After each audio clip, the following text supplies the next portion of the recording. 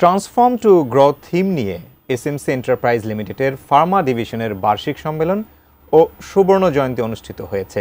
সকালে রাজধানীর একটি হোটেলে আয়োজিত সম্মেলনে বার্ষিক লক্ষ্য অর্জনের জন্য বিভাগের সকল সদস্যকে অভিনন্দন জানান এসএমসির ম্যানেজিং ডিরেক্টর ও সিইও তসলিম উদ্দিন খান।